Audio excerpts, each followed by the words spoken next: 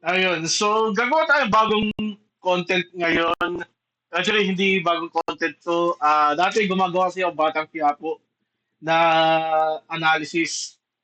Nagkataon, meron tayong isang interesting na topic na dumating dito sa teleserye na to. So, una sa lahat, sana po lahat tayo ay nag-ingat o mag-ingat sa nangyayaring bagyo. Alam ko parang medyo gumanda na yung panahon, pero may pabugso-bugso mga pag-ulan ngayon. So, sana ingat po tayo. Stay safe, keep dry. Ayun. Tapos, lagi manalangin sa Ama. Okay.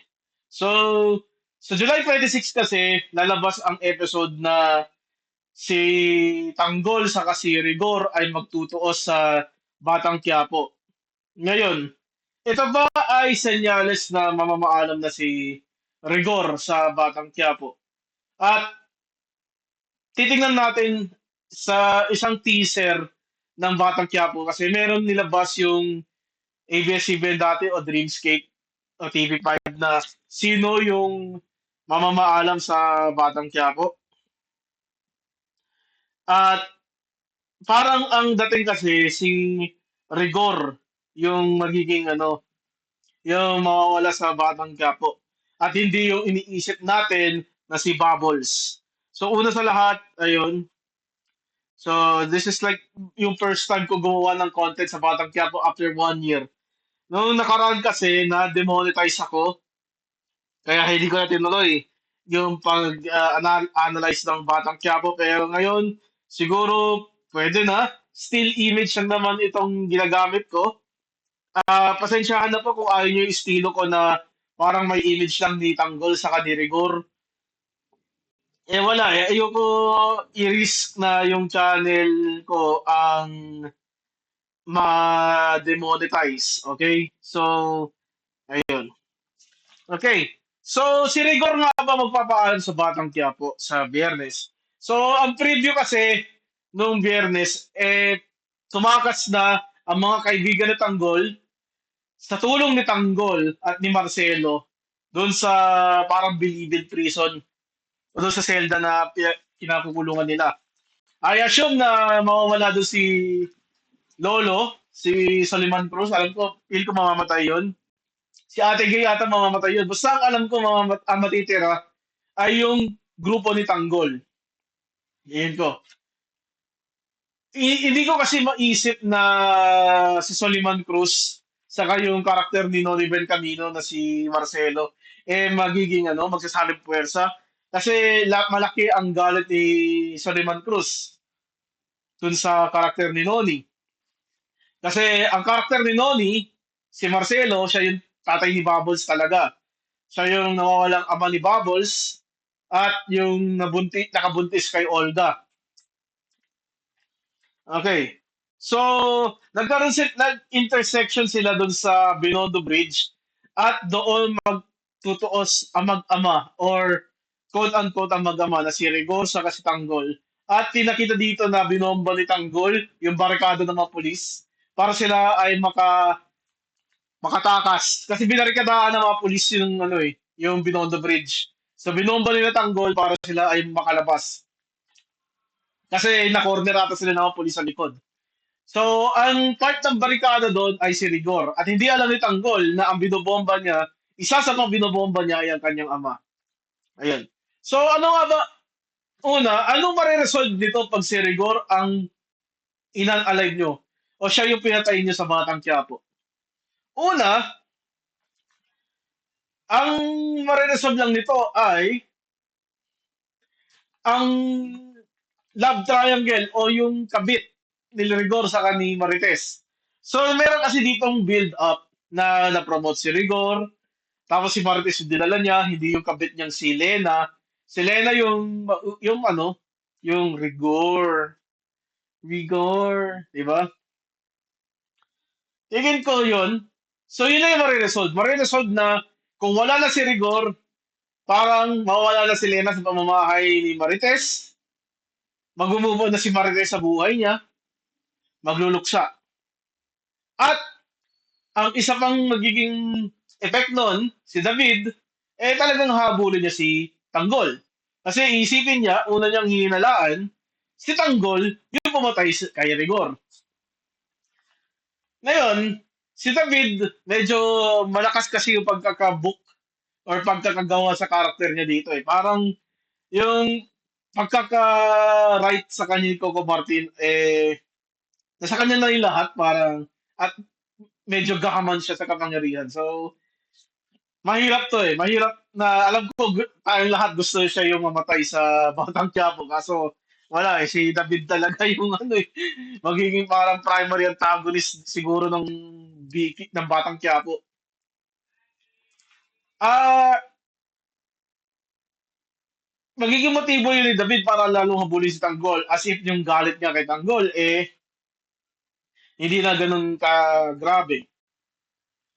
At ito rin ang mag-fuel kay David para pakasalan si Catherine. Ngayon, kung napakasal ni David si Catherine, si Olga, nasa servisyo niya, si Facundo, kakutsaba na niya, at si Tanggol, nagtatrabaho kay Facundo, hawak na ni David technically si Tanggol. At feel ko, doon headed yung storya, siguro, na si David yung magiging mafia boss, tapos kakalas si na Facundo kay Tessie Tomas. Si Tessie Tomas lang naman yung pabor kay ano eh, kay David na mamuno eh. So, si Facundo, hihiwalay kay Tessie Tomas at tatay na sariling imperyo at ang mamamahala doon, private army doon, ay si Natanggol, si Madonna, si Marcelo at si Lito Lapid, sina Amanda at yung tropa ni Tanggol. Yun ang tingin ko na mangyayari. Yun ang tingin kong saan patungo ang storya ng Batang Quiapo. At ito ang mangyayari pag nawala si Rigor. Ngayon, ano ang hindi ma-achieve? Ano ang disadvantage pag si Rigor yung nawala sa Batang Quiapo? Maraming kwento ang mapuputol. Una, walang redemption arc si Tanggol sa kanyang ama. Tandaan, galit na galit si Rigor kay Tanggol kasi si Tanggol ang bastard son ni Marites kay Ramon Montenegro. So, inunahan ni Ramon si Marites kay Rigor na makabuntis at ang bunga nun ay si Tanggol. Kaya lahat ng galit ng mundo, inaalay ni Rigor kay Tanggol at wala tuloy redemption arc si Tanggol kay Rigor.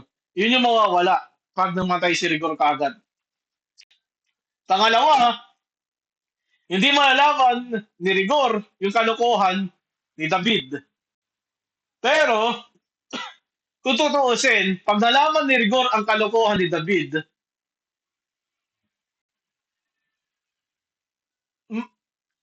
putol na ang storya ni David, di ba? So, wala na pagtataguan pa si David pag wala na si Rigor.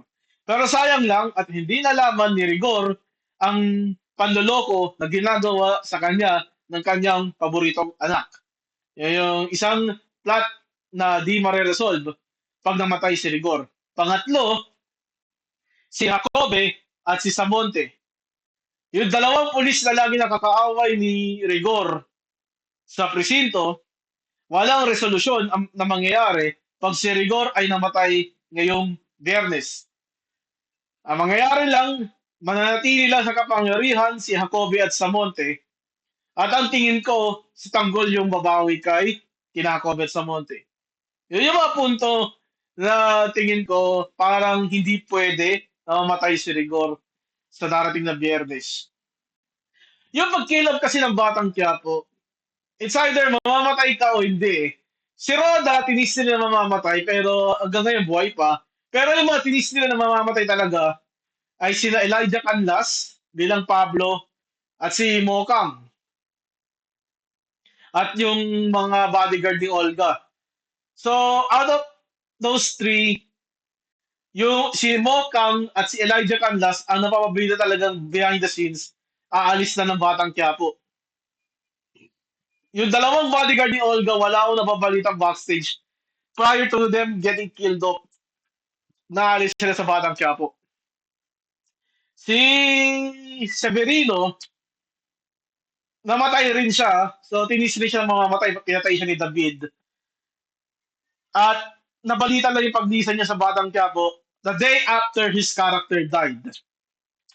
So, this could be a Severino case na mamamatay talaga si Rigor at malalaman natin na paglisan ni John Estrada sa Batang Quiapo kinabukasan. O masusugatan lang si Rigor at doon lang lalo mag-aalab ang galit niya kay Tanggol. Hinalaan niya na grupo ni Tanggol. Yun, nagpatakas kasi tropa ni Tanggol yung tumakas eh. So, kukonect na si Rigor yun at yun yung magiging payoff. I'm leaning towards ma-injure lang si Rigor at hindi ito at ito ay fake out sa Batang Quiapo. Okay? So, hindi mamamatay si Rigor sa Biyernes. Yun yung tingin ko.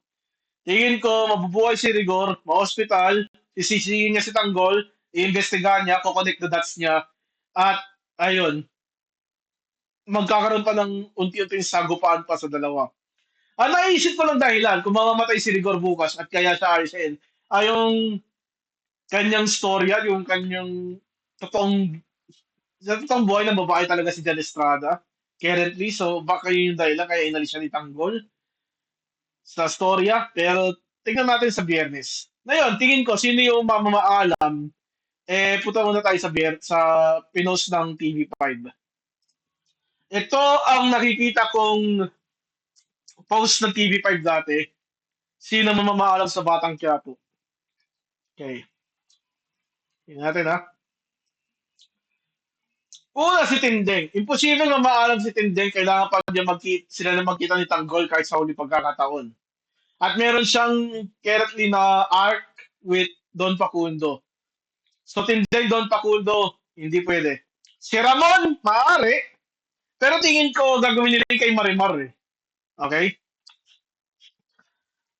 Yung si Marimar kasi, nung yumaman si Marimar, na-meet niya nalaman niya ng tunay niyang ama, si Gustavo Aldama. Pero si Gustavo namatay after niyang malaman na si Marimar ay ang kanyang nawawalang anak.